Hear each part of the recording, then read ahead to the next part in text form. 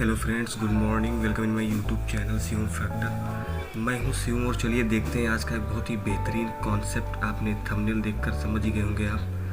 ये कई सारे बच्चों को दिक्कतें होती है सिंपल इंटरेस्ट और कंपाउंड इंटरेस्ट में डिफरेंस उनको क्लियर पता नहीं होता है कि आखिर डिफरेंस क्या होता है। देखिए दोस्तों, अगर हमारा कॉन्सेप्ट क्लियर नहीं है तो हम ज़्यादा क्वेश्चंस नहीं कर पाएंगे या वही क्वेश्चंस कर पाएंगे जो हमने पहले किए हुए हैं। अगर कॉन्सेप्ट हमारा क्लियर है तो हम खुद से कोई भी कितना भी टफेस्ट क्वेश्चन हो हम उसे सॉल्व कर लेंगे आसानी से। तो आज वही देखेंगे जो कैंडी क्रश कॉन्सेप्ट है वो है क्या। चलिए देखते हैं। फिर देखिए, हमारे पास दो कॉलम है, एक सिंपल इंटरेस्ट और एक कंपाउंड इंटरेस्ट। दो कॉलम है। हम एक छोटा सा एग्जांपल लेंगे। मान लीजिए हमारे पास 10 कैंडीज़ है, 10 टॉफ़ियाँ हैं हमारे पास, 10 टॉफ़ियाँ हैं, 10 कैंडीज़ है हमारे पास।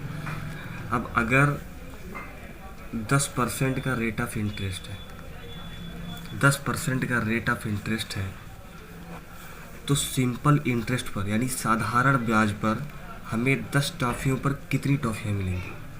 अगर 10% की ब्याज दर है तो साधारण ब्याज पर हमें एक साल में, पहले हम लेकर चलेंगे एक साल के लिए कैलकुलेट करेंगे। Year is equal to 1 year. चलिए फार्मूला क्या होता है, P into R into T by 100, यानी principal into rate of interest into time by 100। Principal हमारा 10 यानी हमारे पास 10 टॉफ़ियाँ हैं। रेट ऑफ इंटरेस्ट हमारा 10% का है, एक साल के लिए कैलकुलेट करेंगे तो ये 10 × 100 यानी निकल कर आएगा 1 कैंडी हमको एक साल बाद मिलेगी सिंपल इंटरेस्ट पर। अगर सिंपल इंटरेस्ट की बात करें तो हमें एक टॉफ़ी मिलेगी एक साल के अंत पर। अगर हमने 10 टॉफ़ियाँ जमा की हैं और वो 10% की साधारण ब्याज दे रहा है तो हमें एक साल के बाद एक कैंडी मिलेगी, यानी 10 तो हमारा प्रिंसिपल है ही, प्रिंसिपल अमाउंट। एक कैंडी का हमको ब्याज मिलेगा, एक कैंडी का ब्याज मिलेगा हमको। अब कंपाउंड इंटरेस्ट के टर्म में चलते हैं। फार्मूला क्या होता है, P into 1 plus R by 100 power n minus P. ये कंपाउंड इंटरेस्ट निकालने का फार्मूला है, ठीक है। तो इंटरेस्ट ही हम कैलकुलेट कर रहे हैं। P यानी प्रिंसिपल हमारा 10 कैंडीज़ है, 1 प्लस रेट ऑफ इंटरेस्ट भी 10 है बाई 100 पावर n यानी 1 माइनस पी। सॉल्व करेंगे, ये अंदर आ जाएगा 11/10। आप सॉल्व कर सकते हैं, ठीक है। 1 माइनस पी, 1 पावर 1 है तो इससे कोई दिक्कत है नहीं। 11/10 एक बार लिख देंगे, माइनस पी का हमने मान नहीं रखा था, P इज इक्वल टू 10 है, ठीक है। P दोनों जगह सेम एक ही चीज़ है इसलिए 10 यहाँ भी रहेगा। काटेंगे इसको। अब आगे हमारा 11 माइनस 10 यानी 1। तो हमने क्या देखा कि सिंपल इंटरेस्ट में भी हमको एक साल में एक कैंडी का ब्याज मिला और कंपाउंड इंटरेस्ट पर भी हमको एक साल बाद एक कैंडी ही मिली। तो आखिर फ़र्क क्या है? क्या सिंपल इंटरेस्ट और कंपाउंड इंटरेस्ट सेम है? तो हम डबल फार्मूले क्यों इस्तेमाल कर रहे हैं, या सिर्फ केवल दो नाम दे दिए गए? ऐसा नहीं है। अब जरा चलते हैं दूसरे साल की तरफ। अगर 2 साल के लिए हमें निकालना हो तब क्या होगा। देखिए, रेट ऑफ इंटरेस्ट हमारा वही है 10% का, टाफिया भी हमारे पास उतनी ही है और अब केवल बदला है हमने ईयर। अब हम 2 सालों के लिए रख रहे हैं, ठीक है। आर बराबर 10% और y is equal to 2 year. चलिए यहाँ पर निकालेंगे तो वही फार्मूला हमारा PRT बाई 100 है, तो रखेंगे प्रिंसिपल हमारा 10 है, रेट ऑफ इंटरेस्ट 10 और ये हो गया 2/100।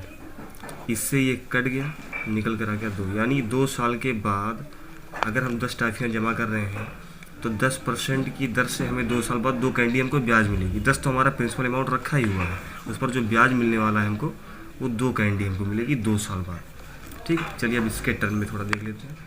ये है P1 plus R by 100 power n minus P, 10, 1 plus rate of interest 10 by 100। Year हमारा है 2 माइनस 10। कैलकुलेट करते हैं, 10 इंटू 11/10 इंटू 11/10। समझ सकते हैं आप, है ना। 11/10 आया था और इसी को 2 बार कर देंगे, स्क्वायर माइनस 10। फिर क्या होगा इसमें, 10 से 10 कैंसिल, 11 से अगर मल्टीप्लाई करेंगे तो 121 आएगा। 11 का स्क्वायर 121 होता है, बाई 10 माइनस 10। अब इससे इसको अगर डिवाइड करेंगे तो आ जाएगा 12.1 माइनस 10 इज इक्वल टू 2.1। क्या देखा आपने? आपने यही देखा कि 2 साल बाद सिंपल इंटरेस्ट में हमको 2 कैंडी मिल रही है और कंपाउंड इंटरेस्ट में हमको 2.1 कैंडी मिल रही है। तो यही फ़र्क है दोस्तों।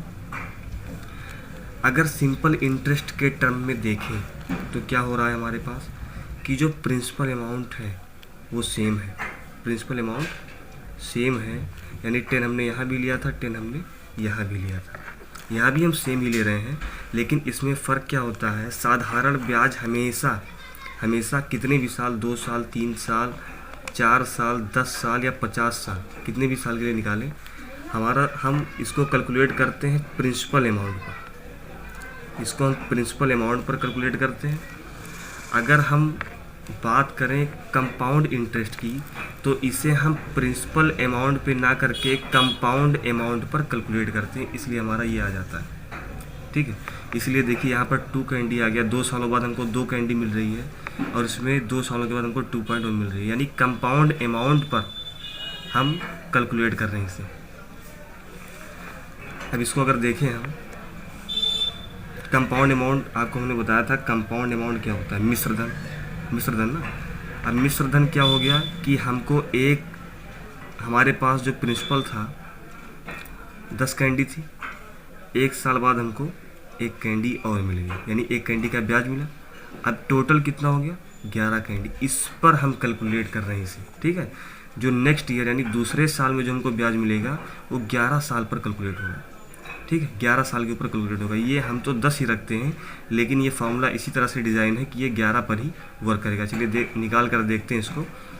जो 11 कैंडी हमारे पास हो गई, अब उसी पर निकालते हैं। 11 कैंडी है, रेट ऑफ इंटरेस्ट 10 है 1 साल के लिए, यानी अगले साल के लिए निकाल लें। ठीक है, बाई 100 इसको काटा हमने, 1 0 है तो 1 पॉइंट यहाँ पर लगे, यानी दूसरे साल में हमको 1.1 कैंडी मिली। पहले साल में हमको कैंडी मिली थी 1, दूसरे साल में कैंडी मिली 1.1 और यही दोनों ऐड हो गए। देखिए यहाँ पर हमको 2.1 मिल रहा है। समझ में आ गई बात? इसीलिए ये फार्मूला इस तरह से डिज़ाइन किया गया है कि जब भी हम इसे कैलकुलेट करेंगे, हमारा 1 साल के बाद जितना कंपाउंड अमाउंट बन रहा है, यानी 1 साल के बाद जितना ब्याज हमको मिला वो ब्याज उसी में जुड़ जाएगा और उस पर उस साल का कैलकुलेट होगा इसी तरह से। ठीक है, यानी ब्याज निकालने का मेथड सेम है, तरीका सेम है। इसी से अगर हम निकालेंगे तो हमारा ब्याज निकलता चला जाएगा। लेकिन इस तरह से अगर करेंगे तो पहले साल हम निकालेंगे तो हमारा तो 1 आ जाएगा, सही है। ठीक है, 1 देखिए इसमें भी आ रहा था, 1 इसमें भी आ रहा था, ब्याज हमारा समान आ रहा था। लेकिन दूसरे साल निकालेंगे तो हमको इसमें थोड़ा ज़्यादा कैलकुलेट करना पड़ेगा कि जो हमारा प्रिंसिपल है यानी 10 जो कैंडी है उसको ब्याज के साथ मिलाएंगे, यानी कंपाउंड अमाउंट बनाएंगे। ठीक है, अब कंपाउंड अमाउंट 11 हो गया। अब फिर से चलिए निकाल लीजिए अगले साल के लिए, यानी अगर 2 साल के लिए पूछा गया है तो आप किस तरह से निकालेंगे। 11 इंटू 10 कर दिया हमने, फिर अगले 1 साल के लिए निकाल रहे हैं। इससे 1 0 से 0 कैंसिल, ये 0 हटाएंगे, यहाँ पर पॉइंट आ जाएगा। ठीक है, अब यहाँ पर हमको 1.1 हो गया, यानी पहले साल में मिला 1 कैंडी, दूसरे साल में 1.1, तो दोनों मिलाकर हमारा 2.1 देखिए आ जाता है भाई।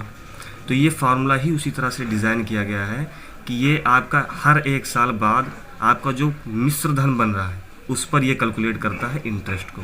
ठीक है, तो यही फ़र्क होता है कि हम सिंपल इंटरेस्ट हमेशा प्रिंसिपल पे कैलकुलेट होता है, यानी जो हमारा मूलधन है, जो पहले हमने धन लगाया उसी पर कैलकुलेट होगा। और जो कंपाउंड इंटरेस्ट है वो कंपाउंड अमाउंट पर कैलकुलेट किया जाता है। ठीक है, कंपाउंड अमाउंट पर इसे कैलकुलेट करेंगे, जैसे आपने देखा इसमें।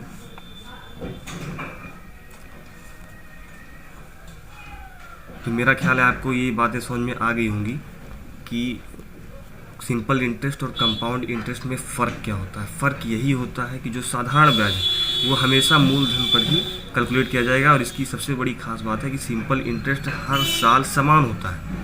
देखिए पहले साल हमको 1 मिला और 2 साल बाद हमको 2 मिल रहा है। इसका मतलब क्या है कि पहले साल 1 मिला था, दूसरे साल 1 और मिल गया। अगर 3 सालों के लिए गणना करेंगे तो हमारे पास 3 कैंडी आ जाएगा, 4 साल के लिए गणना करेंगे तो 4 आ जाएगा। ऐसा क्यों है?